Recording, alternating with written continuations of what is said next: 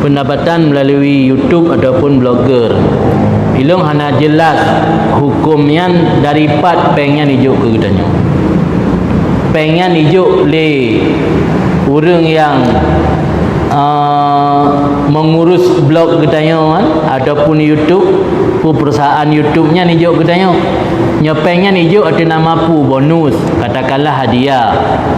Selama pengen hijuknya hana pasti dari atas harim, maka hukum ji boleh.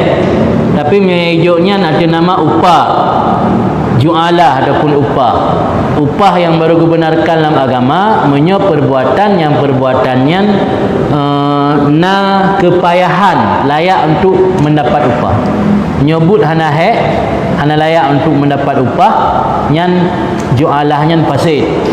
Dua contoh dalam kitab, dua contoh jualah yang fasid, lagi tajak bak sabuh alamat bak rumah tu bak simpang datanya bak sira urang. 4 alamat rumah besi.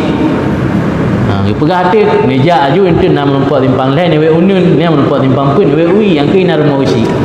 Tajuk peng tegaknya nanti nama engkau pegah. Yang tadi pegahnya nahek ke? Mana hek cuma berdomba kalimat saja. Yang hanasah pengen tajuknya. Jualah pasir itu.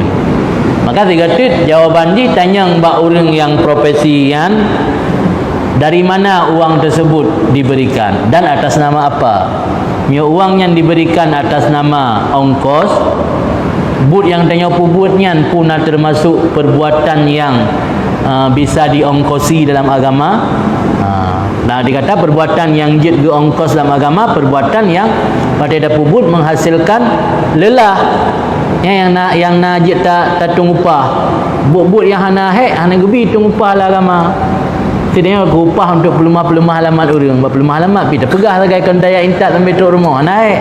Nyan kita pegah akad upah hati nama lagi akad ji pasit anasah. Jadi tanya kembali bak orang yang bertanya yang dari mana uangnya, anda atas nama apa? Menyata nama bonus atau hadiah yang hana bupu je pakai. Cuma masalah pengen Pak Icok nya hana kita yang bela agama.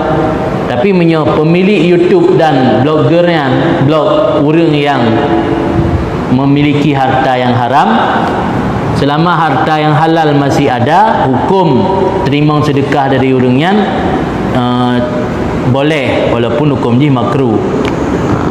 Tapi selama yang gejoknya pasti atas harim, yang baru harim terima.